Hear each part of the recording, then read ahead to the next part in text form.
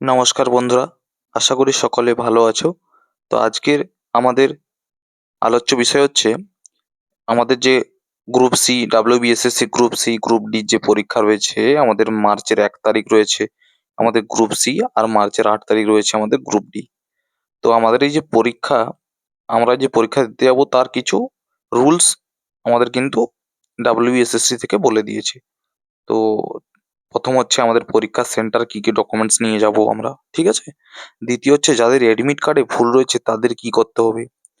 তৃতীয়ত হচ্ছে পরীক্ষা সেন্টারের রিপোর্টিং টাইম বা গেট ক্লোজিং টাইম, বা পরীক্ষা সেন্টারে কি ধরনের জুতো পরে যাবে, সমস্ত কিন্তু আজকে আমরা এই ভিডিওর মাধ্যমে আলোচনা করব, যেগুলো তোমাদের কিন্তু খুবই কার্যকারী হয়ে উঠবে। এগুলো না জানা থাকলে কিন্তু তোমরা পরীক্ষা সেন্টারে গিয়ে কি করবে, অসুবিধায় পড়তে পারো, ঠিক আছে। তো প্রথমেই কিন্তু আমরা চলে এসেছি আমাদের ডাব্লিউবিএসএসসির যে অফিসিয়াল ওয়েবসাইট, এখানে আমরা চলে এসেছি। এখানে কিন্তু কিছু নোটিফিকেশন চলছে। প্রথমে রয়েছে রেস্ট্রিকশন, যেখানে বলা হয়েছে যে footwear restriction, no shoes are allowed, only slipper বা flat sandals are permitted inside the venue for first SLST NTS 2025 examination. মানে প্রথমে বলা রয়েছে তোমরা কিন্তু শুজ পরে গেলে হবে না, জুতো পরে যেতে হবে, ঠিক আছে। মানে চটি জুতো বা আমরা যে স্যান্ডেল যেগুলো পরি সেগুলো ফ্ল্যাট স্যান্ডেল পরে যেতে হবে। দ্বিতীয়ত হচ্ছে please go through the instruction in the admit card as well as our notification and strictly follow all guidelines.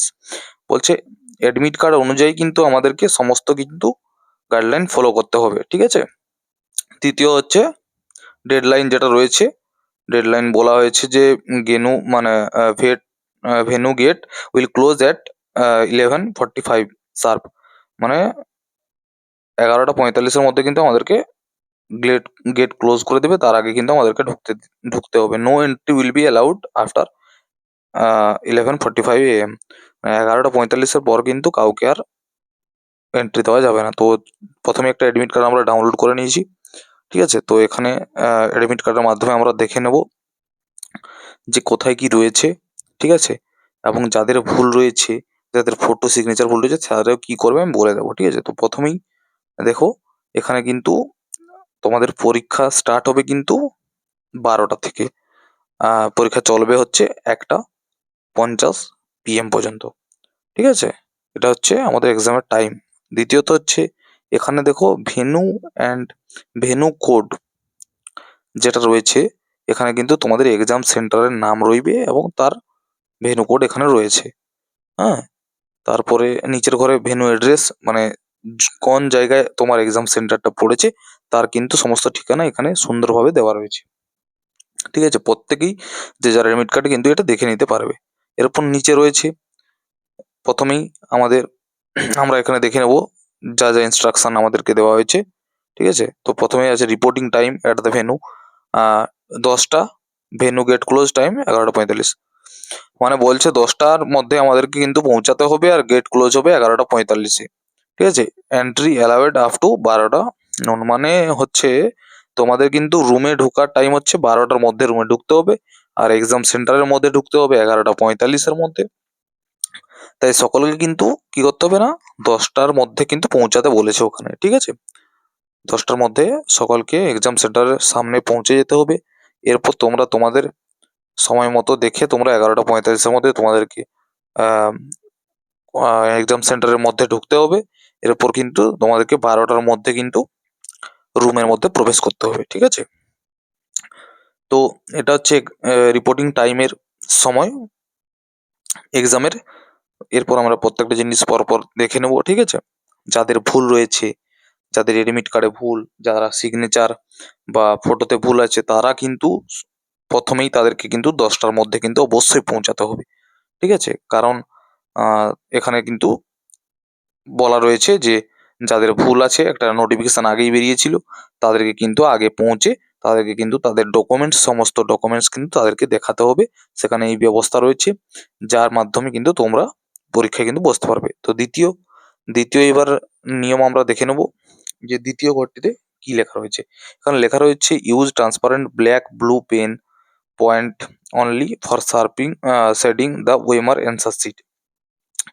বলছে তোমাকে কিন্তু কলম মানে নিয়ে যেতে হবে, ব্ল্যাক বা ব্লু যাই হোক চলবে, কিন্তু সেটা কি হচ্ছে ওয়েবসাইটে ফিল আপ করার জন্য candidate must carry any one of the following photo ID proof issued by the government, must be original valid and non expired card, driving licence, voter ID, passport, Aadhaar card, along with the print out of the admit card download from the commission website.